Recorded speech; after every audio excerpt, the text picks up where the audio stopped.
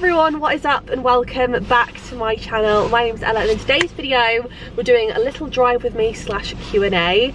I have never filmed a drive with me in my life. This is my first time filming one. I'm going to be driving to Starbucks to get myself a little coffee. I'm going to try out the new Starbucks menu with all the new oat lattes. I'm really excited about it, and I figured whilst I do that, once I have my coffee, I can sit in the car park and answer some of your questions. Why are you giving me a dirty look? Do you know one thing I've learned since driving, guys, is that people that honestly, driving brings out the worst in people. Yeah, I've been driving for about 3 or 4 months now, and to be honest with you guys, it's been quite the journey. I passed my test about 4 years ago, and let's put it this way, it took me 5 times to pass. So if that doesn't tell you my relationship with driving, I really don't know what does. And basically, it's taken me a little while to sort of get my confidence. Actually, I don't know. I don't know if it's taken me a while to get my confidence, but it's certainly taken me a while to kind of, I don't know, driving not to be like a scary thing. I think for a really long time, like, driving was really scary for me, especially on motorways. Like, motorways and me, like, our relationship is just like, I drove up to Nottingham for the first time about a month, 2 months ago, and it was honestly like the most traumatic experience of my life. Like, I genuinely thought I was gonna die, and I get intrusive thoughts in like certain situations, and one of my intrusive thoughts I've discovered is when I'm driving on the motorway, I have the urge to just, what if I just whoop, and it's like, and it gives me the fear, and I give myself the fear, and the whole time on the motorway all I could think about was this intrusive thought, and I was like, out loud, I was like, nope, we're not doing that, nope. I wonder if, does anyone else get that intrusive thought? I feel like it can't just be me. The other one I get is that when I'm like on a balcony somewhere, if I'm on a balcony and I have my phone in my hand, I have the urge to throw it off.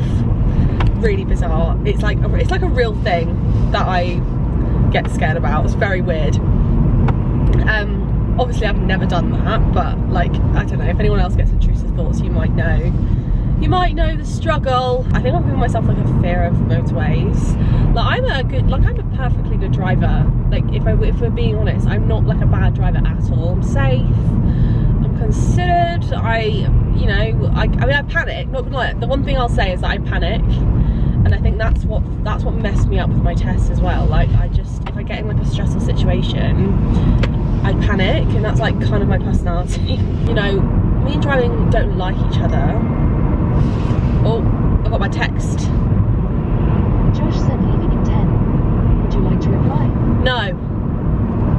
Okay. That's something really cool about my car. It has like a text to Siri function, so that I can like text through speaking. Like, my car will read out the text, and then I can like speak the text. I think that's quite a cool little feature. We're here. I'm gonna get one of the new drinks, guys. I don't know what to get. Strawberry and vanilla, honey and hazelnut, or dark cocoa and orange. I will go for strawberry and vanilla. Hi, can I get one of the strawberry and vanilla oats lattes, please?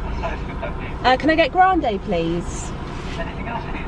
No, that's perfect, thank you. Thank you. Thank you.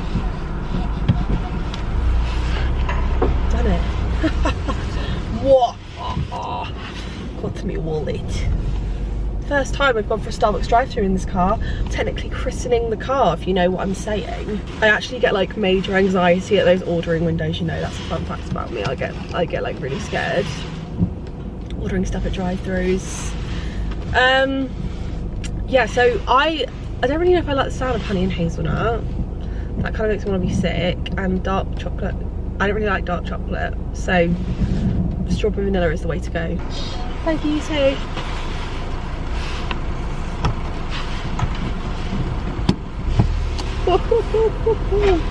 Right, let's try this new drink just whilst we're here. Oh, it smells nice. Oh my god.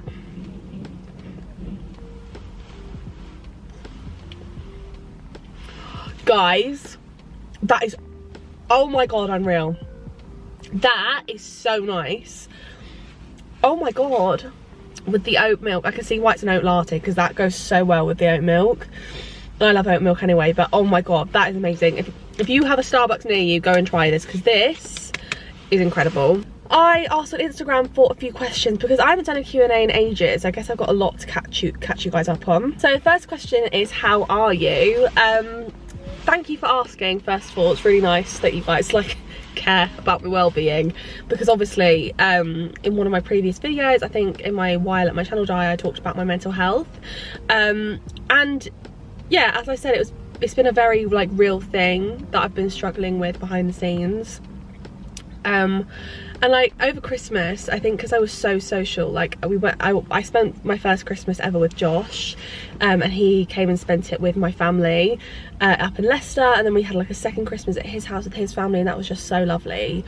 And I kind of, like, whilst I was there, I kind of just decided that when I come back, I really just want things to change. And I know you can't always have control over your mental health, but I think there's certain things in my life that I can control, and I really wanted to take advantage of that.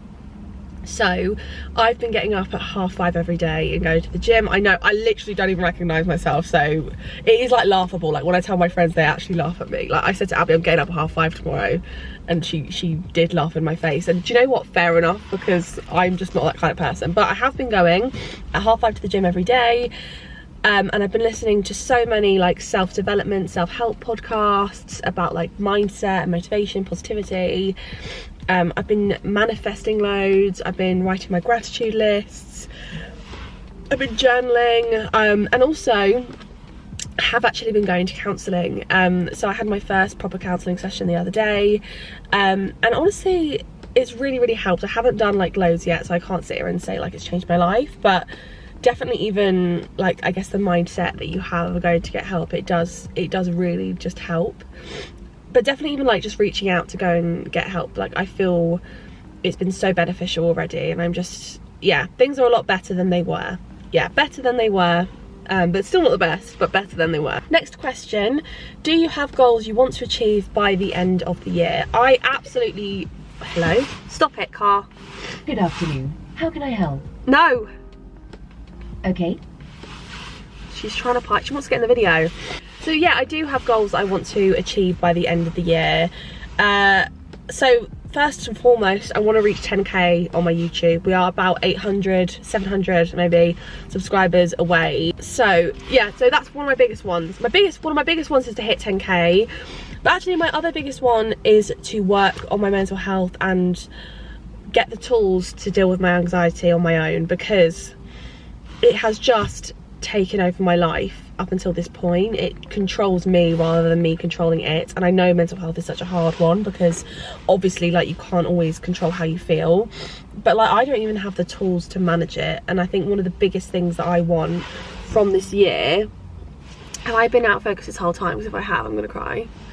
I think one of the biggest things that I want to gain from this year is just to have a bit more control over my life, and to, yeah, be in that routine, get into a routine and just enjoy my life at home. Because at the moment, I guess because before this point I've just struggled so much with like the post-uni transition. And yeah, I'm definitely taking steps for both of those things. I think my other goal is that I really just want to get back into YouTube. I want to get back up to uploading twice a week. Right now we're sticking with once a week, and that's good enough for me. But the plan is to move up to twice a week once I get back into the rhythm of things. I also want to get into uploading regularly on Instagram and TikTok. And I want to really get into TikTok.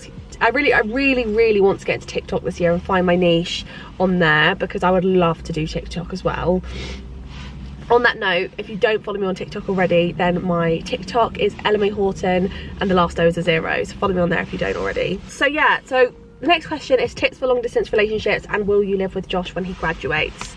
So I'll start with, will I live with Josh when I graduate? So if you guys, for anyone who doesn't know, my boyfriend is called Josh. We've been together for almost a year now. Could you guys believe that? A year? Crazy. And yeah, he's currently still at uni. I graduated last July, so it's currently long distance. He's currently still at uni. I'm currently at home with a job. I guess my biggest tip for long distance is communication, and you have to have like those boundaries and trust there, because I think the biggest thing is that when you're not there, you need to believe that like they've got your back, and that even though you're not there, you trust them to still very much have like be with you, if that makes sense. I think the worst thing that you can have when you're long distance is a lack of trust, and I think the second you have a lack of trust, everything starts to go wrong. So even if there's something that has made you not trust them recently, or you know, if you've fallen out over trust, then that doesn't mean it should end, but I just think it's definitely something that needs to be worked on. I think also like regular communication, like me and Josh FaceTime every day without fail, even if it's just for 5 minutes. Me and Josh FaceTime at least once a day, and like touch base. We don't necessarily text all day, but we do call every day. I think it's important to sort of stay in contact, and also it's kind of like, I think something really nice that me and Josh have started doing is we do like watch films with each other online, or like so we'll like put Netflix on and we'll start at the same time, so we watch film together and discuss it. Or like recently we started playing games together, like online games. It sounds so stupid, but like it's really nice to just also like do things whilst you're apart rather than just chat, because sometimes like in a relationship you don't just like talk the whole time, do you know what I mean? Sometimes you watch a film together and you just are in each other's company, and I think you still need that when you're apart. So it's good to find things like that to do, and they're the biggest things really. Other than communication and trust, it is hard, and it's, you know, it is very, very difficult, but we're so lucky that in this modern age we have like ways of communicating. That doesn't mean we have to go weeks and weeks without talking to each other. So the next question is, will you live with Josh when you graduate? Yeah, so the plan is hopefully one day. Yes, we don't want to rent, we want to buy a house, so that means that we are going to be living at home for a few years, until we have enough money to put a deposit down for a house. But obviously eventually, yeah, I will be living with Josh. We'll get a house together. I'm currently saving up for the mortgage and putting every spare penny I have aside for that mortgage so that we can move out quicker, but obviously these things take time. And obviously we also live down south, so living near London is so ridiculously expensive. If you're in the same boat, like trying to buy a house right now, it's just disgusting prices. And obviously he's still at uni, so at the moment it is just me saving. Once he graduates, obviously that will be a bit of a different story, but for now it is just me and my savings that's sort of carrying me and Josh. But yeah, it won't be for a while. I'll be living at home for quite a while, I think. Okay, so next question. Do you have any tips for someone with anxiety starting uni? Anxiety at uni is a funny one, because obviously anxiety affects everyone in different ways. Some people feel absolutely fine in social situations, some people it's their absolute trigger. For me, I never really suffered with social anxiety as such, but I did suffer with anxiety quite badly at uni. One of the big things I'd say is to just really be honest with your friends about, you know, when you meet people and you have friends, like just be open about it being something you struggle with, because people are so understanding, and if they know that you suffer with anxiety, they'll check in on you more. And I think it's really, really important. When you have anxiety, your brain like wants you to go into like, your brain wants you to isolate yourself, because it wants you to be alone with your thoughts and focus on your thoughts and try and remedy your thoughts on your own. But actually that's the opposite of what you should do. When you've got anxiety, the best thing you can do is surround yourself with people, because A, it will distract you, B, it will give you another point of view, C, it will help you rationalize the problem, but your brain will be telling you the absolute opposite, like, no, I just want to be on my own, I'm exactly the same, trust me. But it is the last thing that you should do, is isolate yourself, the absolute last thing. But on the other side of the coin, if you need to take time for yourself and, you know, have a bit of time on your own to process things, to help yourself relax, and also do that as well. Like, uni is a very, very social place, and it can get overwhelming. My main tips is to take yourself off and get help when you need it, and they're very contrasting pieces of advice, but they're the best pieces of advice I could probably give. Also, like, make your home your safe place, like make your room your safe place. I know it's really hard making uni feel like home, but it's so important if you've got anxiety to feel like you've got somewhere you can go back to that's safe and that feels like home. So invest in decorating your room, invest in things that make you feel homely, honestly. Candles, decorations, pictures, the whole lot. Like, just anything you can do to make yourself feel comfortable, do it. I actually made a whole video about dealing with anxiety at uni, so I will link that in one of these corners, so definitely go check that out if you want a few more of my ways for dealing with anxiety. So what are your plans for the future, i.e. in 5 years? My plans, okay, so who knows is honestly the bloody truth. I'm having a bit of a midlife crisis at the moment with what I want to do in my life, because you think you know exactly what it is you want to do, and it just turns out that you just don't, because you've got no idea what careers are out there, and what it is you want to do. So at the moment, honestly, I don't know. I'm still trying to figure that out for myself, but hopefully you know, I'll be in a job, earning money, living with Josh.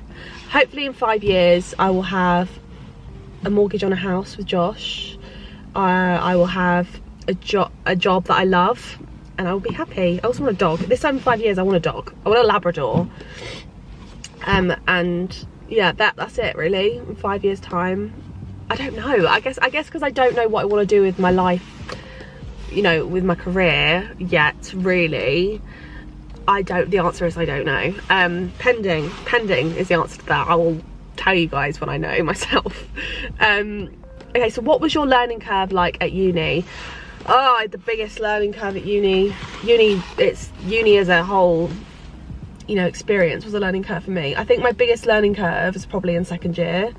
So I was in a really toxic relationship at uni, just really toxic. I also had like a very toxic friend whilst I was at uni, which at the time I didn't see as toxic at all, but like obviously growing up you do kind of see people in a different light, and I think in combination, the toxic boyfriend and the toxic friend, it was just a very bad time at uni. It just wasn't good for my head at all. And I think my biggest learning curve was realizing that, you know, you don't, just because you're away from home at uni doesn't mean you have to settle for the first person that will be your friend. Like, honestly, I think the saying goes something like, you are the sum of the top 5 people that you spend your time with, and I think that's so true. And I realised that it's so important to surround yourself with people that A, believe in you, but B, are actually have your back,